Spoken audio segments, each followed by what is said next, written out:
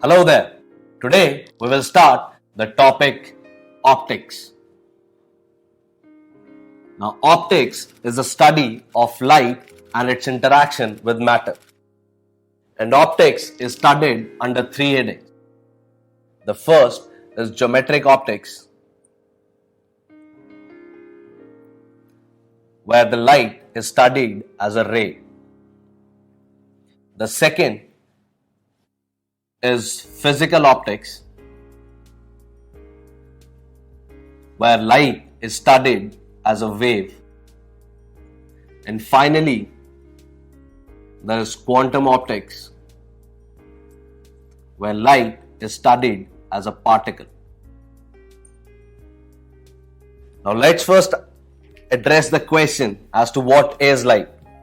So light, we have already seen, is a form of energy, and we also know that light is an electromagnetic radiation.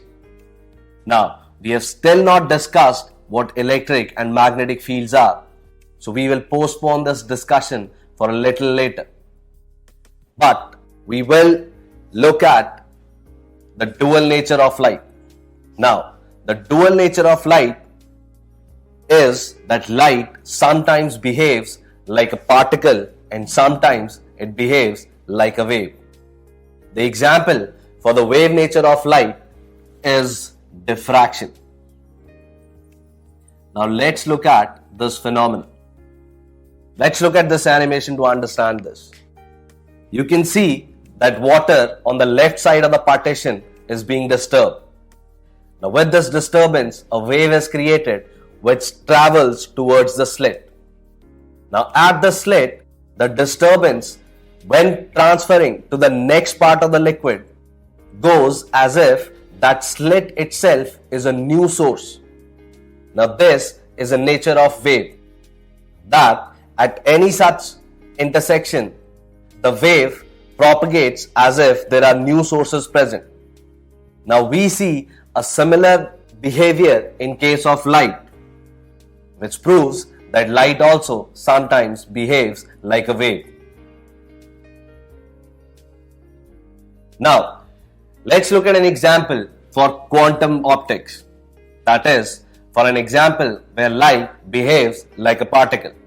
Again, let's go back to an animation. This animation shows you the setup for what is called a photoelectric effect. In photoelectric effect, as shown in this animation, light is being allowed to fall on the surface of a metal. Now, you might be aware that metals have free electrons present in them, and that is exactly what makes them metals. Now, these free electrons, when light falls on them, these electrons, they are ejected out of the surface and they start to constitute current, as you can see here. Now, it was seen that light can only start this current when it is beyond a certain frequency. For low frequencies, we do not see any photoelectric effect. Now, if light was wave, then it would carry a continuous stream of energy which could certainly eject electrons out of metal surface. But we do not see that, which means that light is as if carrying discrete amounts of energy which might be carried by some particles. Because the interaction seems like a one-on-one interaction, as if only a certain amount of discrete energy is being carried, which is being received by these electrons. Now we cannot go in further details because there is a lot that needs to be known before we can discuss this in detail. Right, so we saw that light has a dual nature. It sometimes behaves like a wave and sometimes it behaves like a particle. In this chapter, our concern though will mainly be with geometric optics. That is, we will treat light as a ray, and there is a lot that can be explained by considering it to be a ray. So let's look at the first discussion, which is reflection. Let's now look at reflection. So, reflection of light, you already know about this. Reflection is when light falls on a surface and bounces back. So, first of all, we will study reflection on a plane mirror.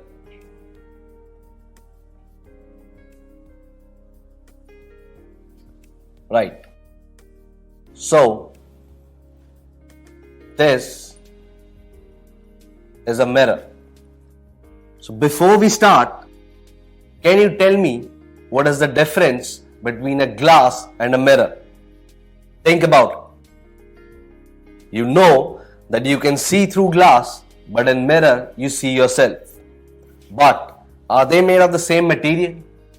They are, right? Then how do we turn a glass into a mirror? Well, it's simple. You need to polish one side of the glass and that glass turns into mirror. Now, this representation, the side that I've shaded, is basically representing the polished side of the glass, which means that this side is a reflecting surface. Right. Now, if this is the glass, then a line perpendicular to the glass is known as the normal. Now we already know that normal direction is the direction which is perpendicular to the surface, and hence this name is quite logical because this line is perpendicular to the mirror. Right. Now, the ray of light that falls on the mirror is called the incident ray. So this is the ray of light which is falling on this mirror. The ray which is falling is called the incident ray. And the ray which is reflected by the mirror is called the reflected ray.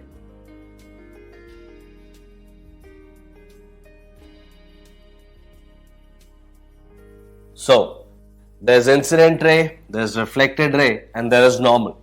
So you can clearly see that normal is not a single line. There are multiple normals that can be drawn. We have drawn the normal at the point where this ray of light was incident. Right. Now, the angle between the incident ray and the normal ray is called the angle of incidence and is denoted by the symbol I. So, I is angle of incidence. The angle that the incident ray makes with the normal is called the angle of incidence. And the angle that the reflected ray makes with the normal is called the angle of reflection. So R is the angle of reflection.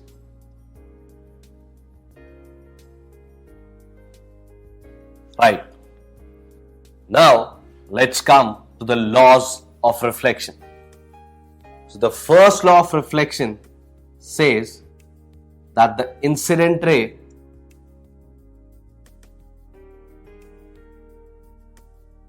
the reflected ray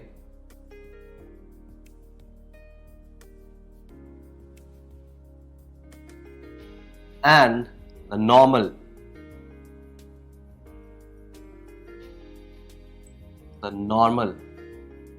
they all lie in the same plane.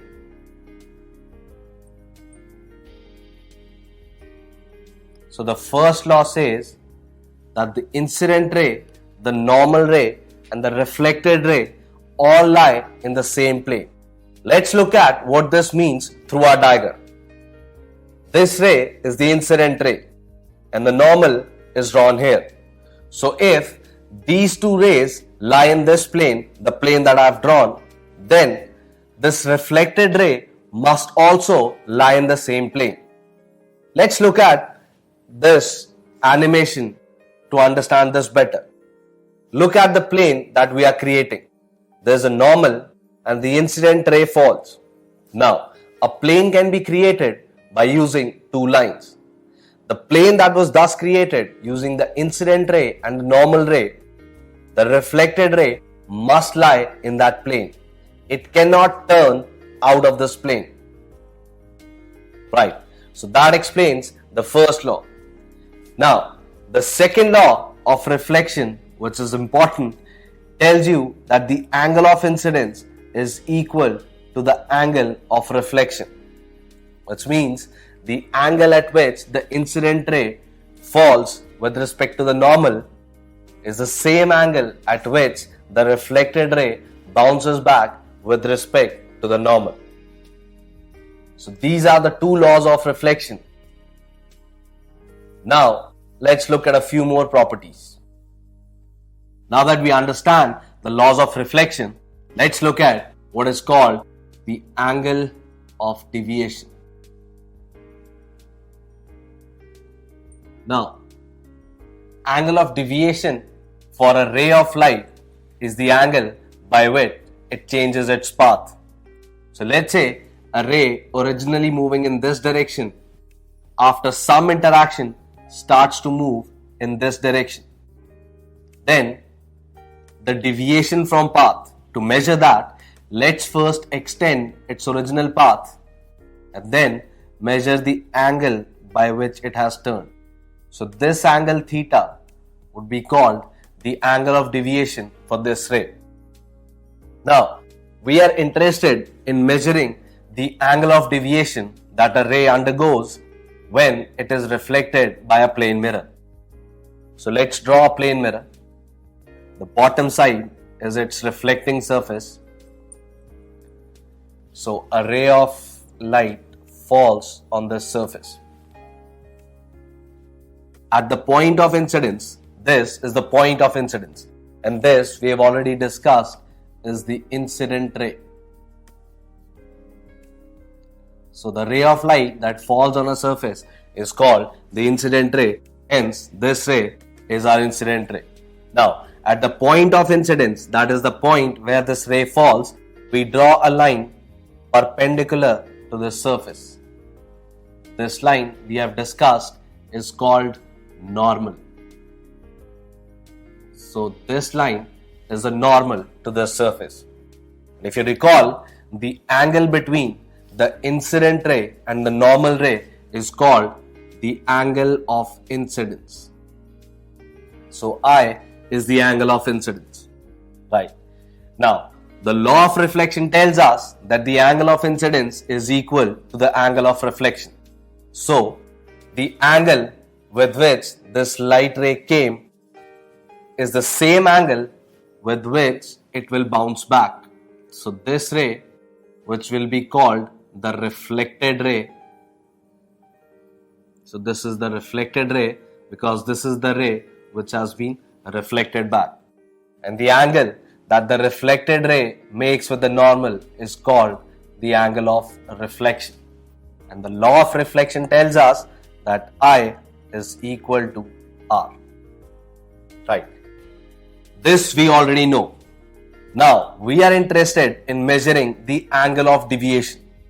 The angle of deviation we saw is the amount by which a ray deviates its direction. So, to find that, let's first extend the original direction of this ray.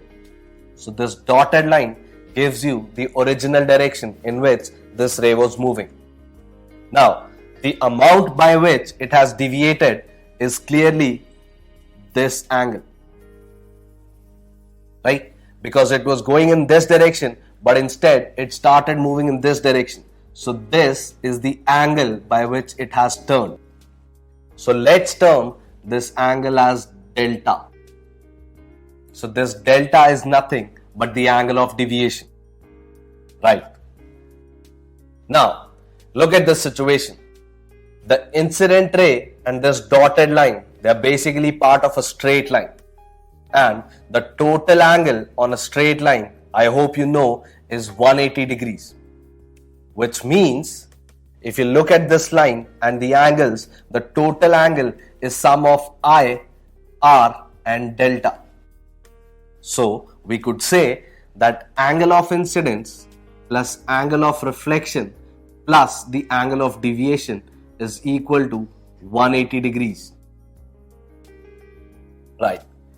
By law of reflection, we already know that I is equal to R. So in place of R, let's substitute I. That gives us I plus delta is equal to 180 degrees, which means that delta, the angle of deviation, is equal to 180 minus 2I. So this is the angle of deviation for a ray of light that falls on a plane mirror. Let's take a numerical example.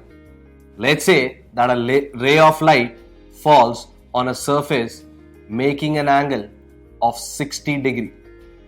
So the angle of incidence is 60 degree. We wish to find the deviation that this light ray undergoes. Now, the expression tells us that delta should be equal to 180 minus 2 times the angle of incidence, which is 60 in this case. So that becomes 180 minus 120, which is 60 degrees. So let's now check it for ourselves if the result is consistent with the geometry. Right. So this ray, which is at 60 degree, should return making an angle of 60 degree with the normal. So if I extend this line, the sum of these three angles, that is 60 plus delta, should be 180.